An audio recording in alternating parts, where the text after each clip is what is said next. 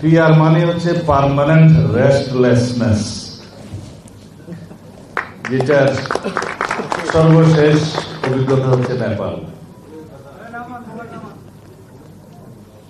Barrister কাজল পৃথিবীর বিভিন্ন দেশে যেখানে পিআর এর অভিজ্ঞতা আছে তার একটা গবেষণাধর্মী, একটা বিশ্লেষণধর্মী বক্তৃতা দিয়েছেন। আমরা খুব সমৃদ্ধ হয়েছি। তাতে করে দেখা যায় কোথাও কোথাও 1-1.5 বছর লেগে যায় শুধু সরকার গঠন করতে ইলেকশনের পরে, এবং কোন রকমে সরকার গঠন করতে পারলেও সেই সরকারের স্থায়িত্ব হয়তো কয়েক মাস বা 1 বছর 1.5 বছর হয়। তো বাংলাদেশে এটা কারা চালু করতে চাচ্ছে, তাদের পিছনের উদ্দেশ্য কি? একটা উদ্দেশ্য তো অবশ্যই আছে, যাতে কিছু সিট বেশি পায়, কিন্তু আরেকটা উদ্দেশ্য আছে, বাংলাদেশে সবসময় যেন অস্থিতিশীল পরিস্থিতি থাকে এবং সরকার ব্যবস্থায় স্থিতিশীলতা না আসে, এবং কখনো বাই মেজরিটি কোনো পার্টি ইলেকশন না, সরকার গঠন না করতে পারে। তাতে কাদের লাভ?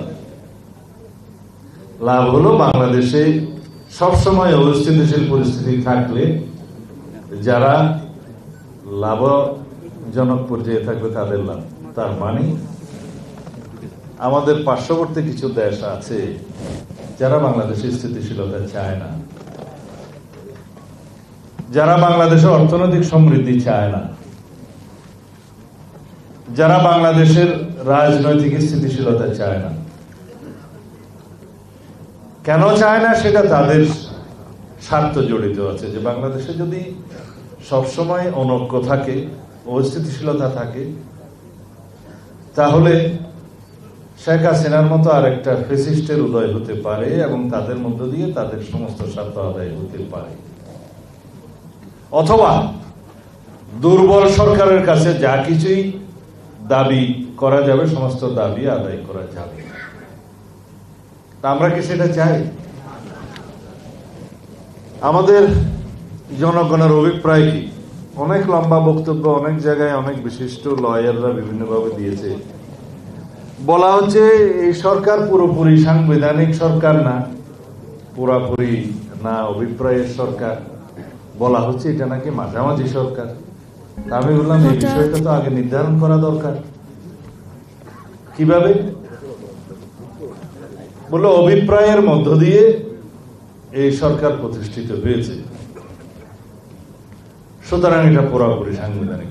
প্রথম যুক্তি তাদের।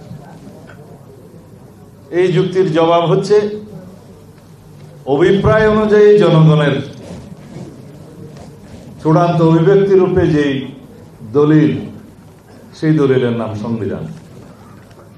কিন্তু সেই অভিপ্রায়টা যতক্ষণ পর্যন্ত সংবিধান হিসেবে প্রকাশিত না হবে, গৃহীত না হবে, ততক্ষণ পর্যন্ত সেটা অভিপ্রায় হলো এইখানের ওখানের প্রেস ক্লাবের Gulistan. Monalisa heavy flow 15 piece প্যাকেটের সাথে 8 পিসের একটি প্যাকেট একদম ফ্রি। বক্তৃতা সে অভিপ্রায়টা যেটা সন্নিবেশিত হয়েছে সাংবিধানিকভাবে প্রথম গণপরিষদে, তখন প্রস্তাবনায় বলা হয়েছে জনগণের অভিপ্রায়ের অভিব্যক্তি রূপে এই সংবিধানের প্রাধান্য থাকবে। প্রস্তাবনার 4র্থ প্যারা। এটাকে আবার সংবিধানের সুপ্রিমেসি বর্ণনা করতে যে সংবিধানের 7 ধারায় বলা আছে আর্টিকেল 7-এ যে জনগণই রাষ্ট্রের সকল ক্ষমতার মালিক, এবং 7-2-এ বলা আছে যে জনগণের অভিপ্রায়ের পরম, চরম নয় পরম অভিব্যক্তি রূপে এই সংবিধান রাষ্ট্রের সর্বোচ্চ আইন। কখন হয়েছে এটা স্বীকৃতি? যখন কনস্টিটিউশনটা গৃহীত হলো নভেম্বরের 4 তারিখ 1972 সালে, যখন এটা কার্যকারিতা দেয়া হলো 16 ডিসেম্বর 1972 সালে। তখনও পর্যন্ত এই রাষ্ট্র চলেছে রাষ্ট্রপতির আদেশে, প্রেসিডেন্ট অর্ডার, পিইউ। কেন?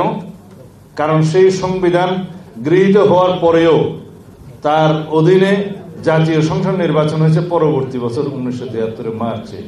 তারপরে সংসদ গঠিত হলো, সেই সংসদ অধিবেশনে বসলো, বসার পরে আবার স্থগিত হলো, তারপরে রাষ্ট্রপতি অর্ডিন্যান্স জারির ক্ষমতাগুলো আর্টিকেল 93 অনুসারে। তার আগ পর্যন্ত প্রেসিডেন্ট অর্ডার অনুসারে চলেছে, এবং সেই প্রেসিডেন্ট অর্ডারটা দেওয়ার এখতিয়ারটা কে দিয়েছে? বাংলাদেশের 2 নম্বর আইন স্বাধীনতা ঘোষণার পরের থেকে, দি কনস্টিটিউশন না provisional constitution order, provisional constitution of Bangladesh order 1972, এটা 2 নম্বর পিইউ। সেই প্রভিশনাল কনস্টিটিউশন অর্ডার অনুসারে রাষ্ট্রপতি পিইউ জারি করেছেন। কিন্তু এই প্রভিশনাল কনস্টিটিউশন অর্ডার জারি করার বা তার আগে 1 নম্বর আইন লস কন্টিনিউয়েন্স এনফোর্সমেন্ট অর্ডার, বাংলাদেশের 1 নম্বর আইন, সেগুলো জারি করার ক্ষমতা কে দিয়েছে? সেটা জনগণের অভিপ্রায়। সে অভিপ্রায় কিভাবে প্রকাশিত হয়েছে?